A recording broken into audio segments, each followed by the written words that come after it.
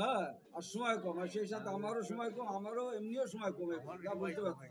আরে যাও, অল্প সময়ের মধ্যে কি করে আমরা পারমাত্মিক উন্নতি লাভ করতে পারি, তো সেটা অনেক আলোচনার ব্যাপার এবং অনেক ভক্ত আছে, আলোচনা হবে আজকে এইখানে। হচ্ছে বিদায় আত্মার পারমাত্মিক কল্যাণ, অর্থাৎ বাৎসরিক বা তার বাৎসরিক শ্রাদ্ধ।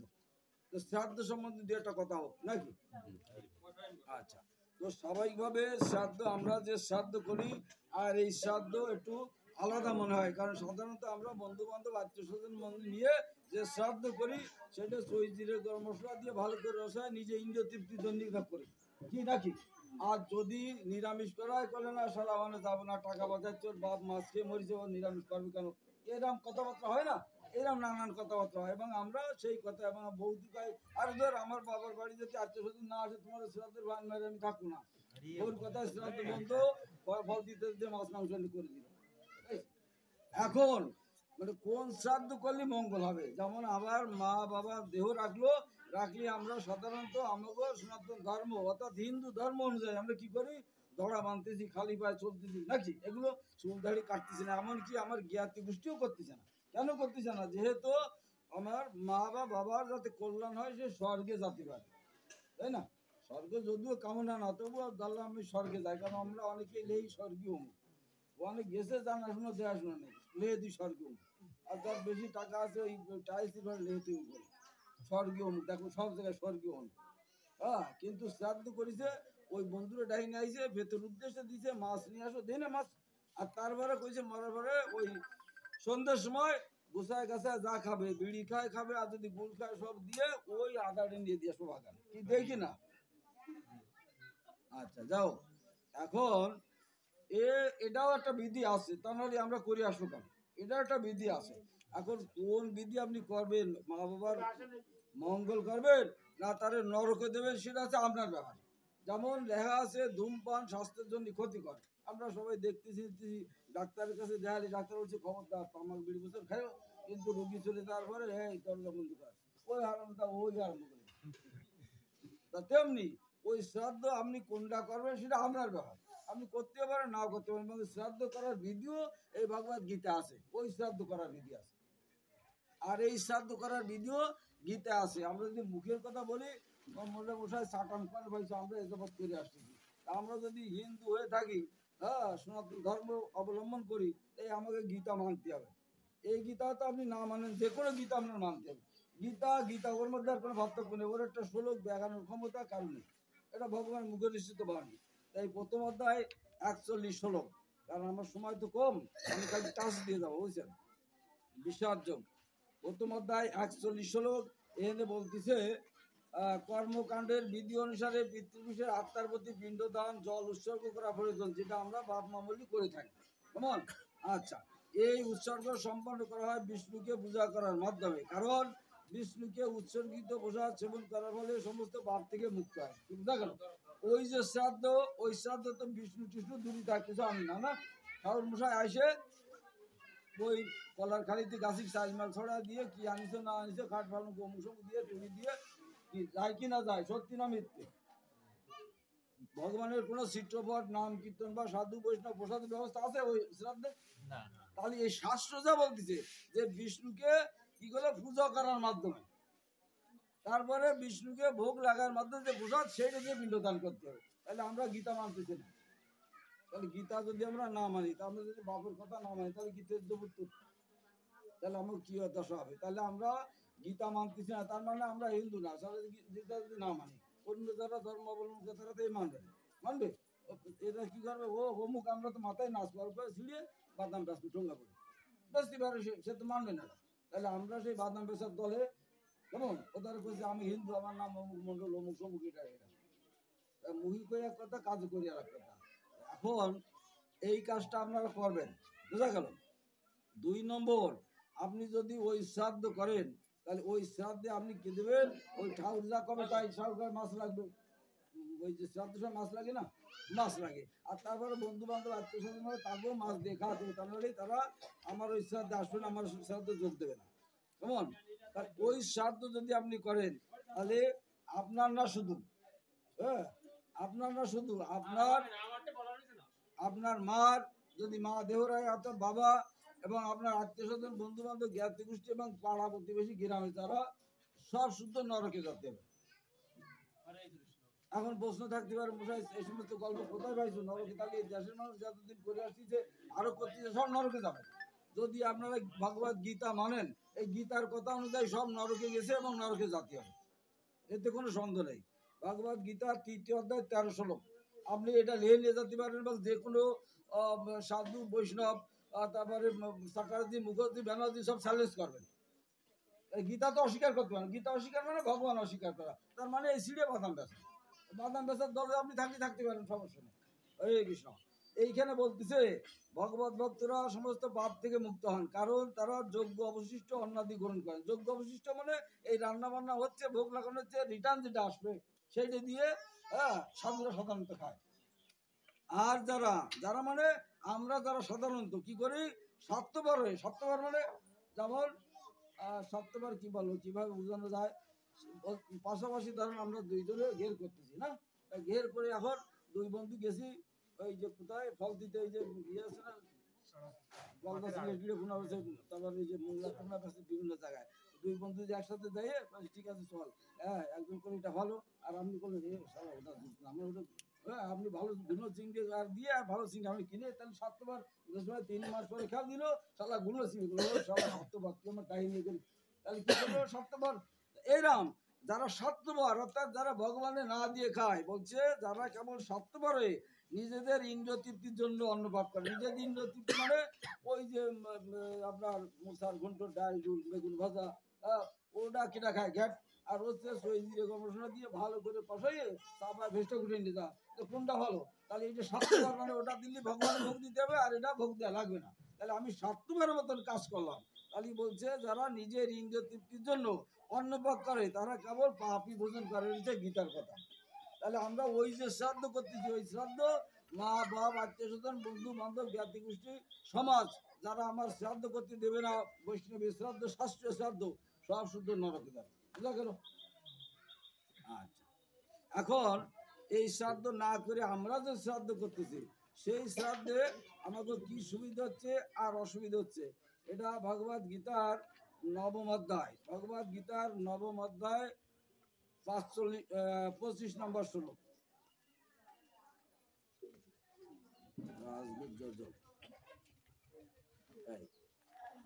ভগবত গীতার নবম অধ্যায় 25 নম্বর শ্লোক। তার মানে আমি তো বিড়ি ব্যস্ত, বিড়ির কারখানা বিরাট, কারণ আমি যদি বিড়ি খাওয়া বন্ধ দিই কারখানা বন্ধ দিই তাহলে হাজার হাজার মানুষ না খেয়ে মরবে, তার পৌঁছাও নেই মরবে না, তাহলে কি করা যাবে? সরকার বলছে তাহলে এক কাজ করো ওর গায়ে সিল মেরে তো বড় করে যে ধূমপান স্বাস্থ্যের জন্য ক্ষতি করে, যে বন্ধু খায় খাইকে এই শ্রাদ্ধ এরাম হ্যাঁ আপনার মা বাবারে নরকে দেবে, গ্রন্থটা আনি নেই, নরকে দেবে না স্বর্গে দেবে না বৈকুণ্ঠ ধাম গতি করবেন সেটা আপনার ব্যাপার।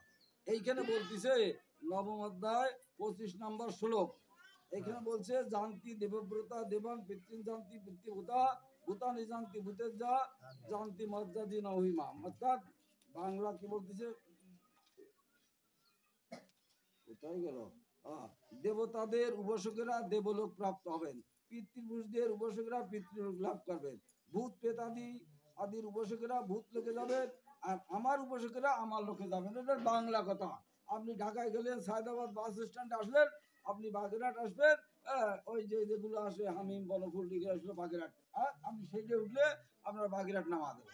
আর আপনি সেইটা যদি না উঠে দেখলেন চকচকে বেশ সুন্দর গাড়ি, তাই এটা উঠে বসে পড়লেন এসি গাড়ি, ও খুব আরাম, 3 ঘন্টা পরে দেখলো এসি ছাড়া দিছে আর আমি ঘুম পড়ছে 3 ঘন্টা পরে, রামেন বাবু নাম ইয়ে দেখে লেয়া হয়েছে রংপুর,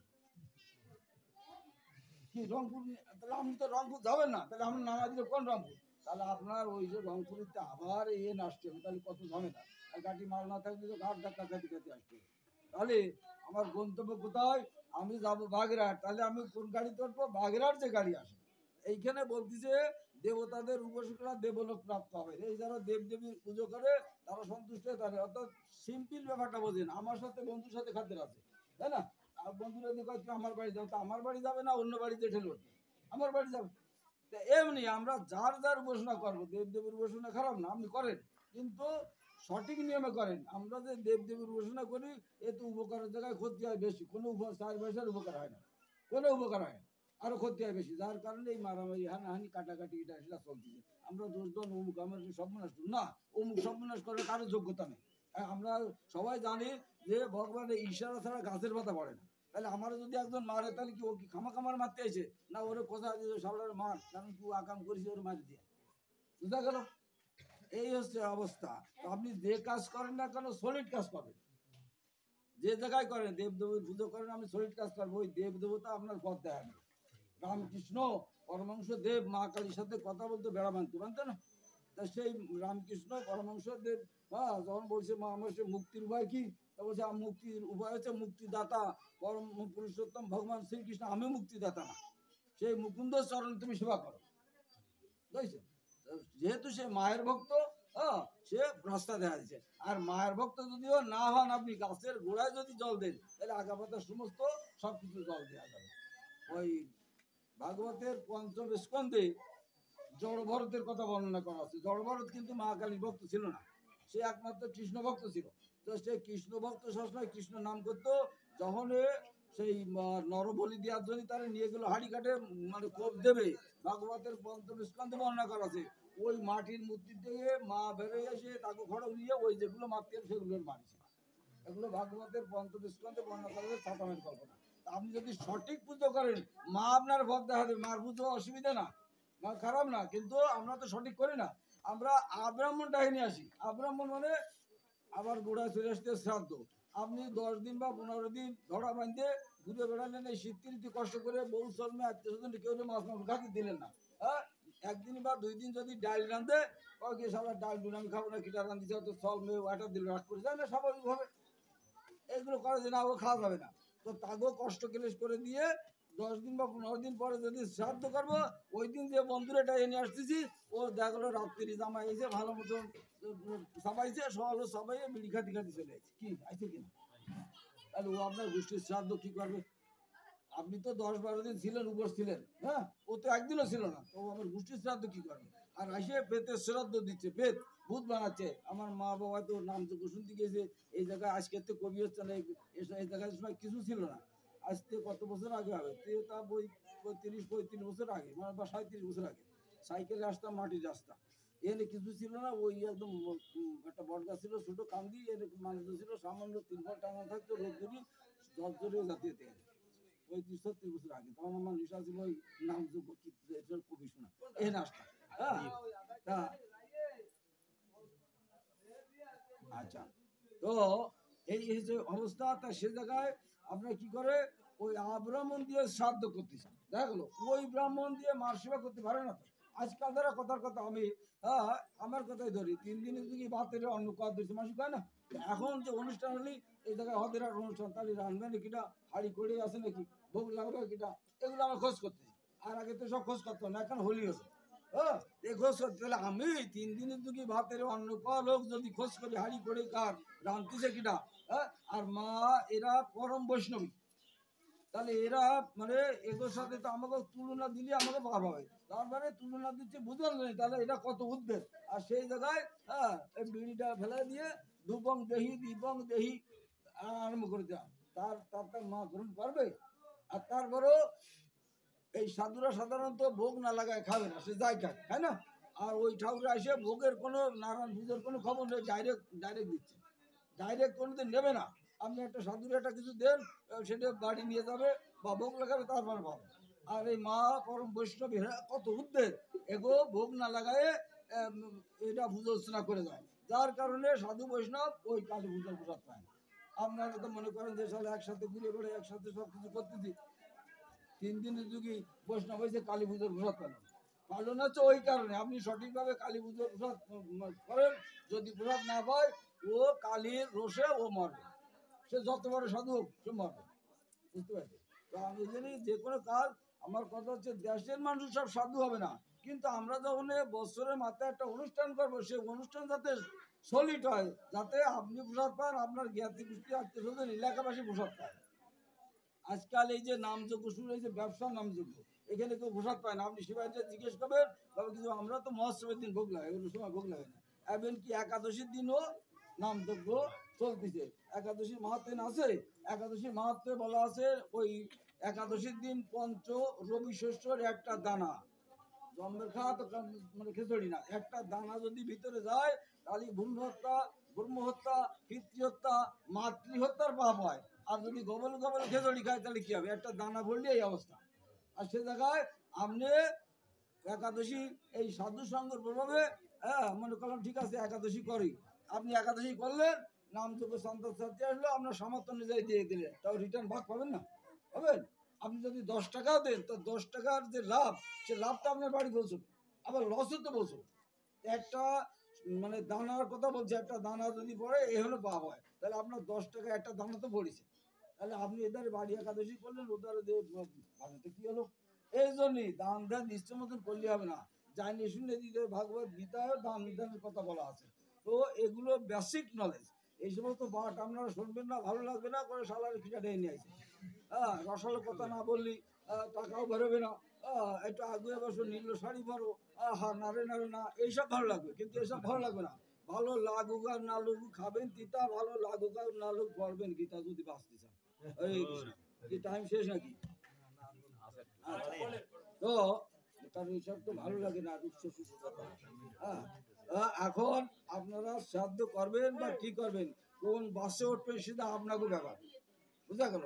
আমার সতর্ক করে দেওয়ার দরকার, আমার ডাইনি এসে, হ্যাঁ, আমার এই কথা তো বলতে হবে, কোন বাসে উঠবেন আপনার ব্যাপার। এইখানে ভূতি শ্রাদ্ধের কথা বলা আছে। হ্যাঁ, ভূতি শ্রাদ্ধ যদি করেন তাহলে আপনি সহ, আপনার মা বাবা সহ, জ্ঞাতি গোষ্ঠী সহ, আত্মীয় স্বজন সমাজ সহ নরকে যেতে হবে। এটা ভগবত গীতায় বলা আছে। হ্যাঁ, যারা ভূতের শ্রাদ্ধ করে ভূত লোকে যাবে, অর্থাৎ আপনি কুষ্টিয়ার বাসে ঠেলে উঠলি না, জানি এখানে না জেনে কুষ্টিয়ায় নিয়ে যাবে, এটা স্বাভাবিক, এবং ভগবত গীতায় সুন্দরভাবে বলা আছে। আর এই সমস্ত জায়গায় যদি আপনি যান তো আপনার রিটার্ন আসতে হবে। কুষ্টিয়ায় গেলেই তো আপনি থাকতে পারবেন, থাকবে, আমার বাড়ি হচ্ছে বাগেরহাট, কয়দিন থাকবেন, আবার আসতে হবে না, তেমনি। আর এইখানে বলছে যদি আপনি বাগেরহাট চলে আসেন, বাড়ি নিরিবিলি খাই আরাম থাকতে আর যাওয়া লাগবে না। তেমনি যদি ভগবত ধামে আপনি যেতে পারেন, হ্যাঁ, সে জায়গায় গেলি আসা নেই, যাওয়া নেই, হ্যাঁ, রোগ নেই, শোক নেই, বুড়ো হবে না, একই আজ ইট ইজ।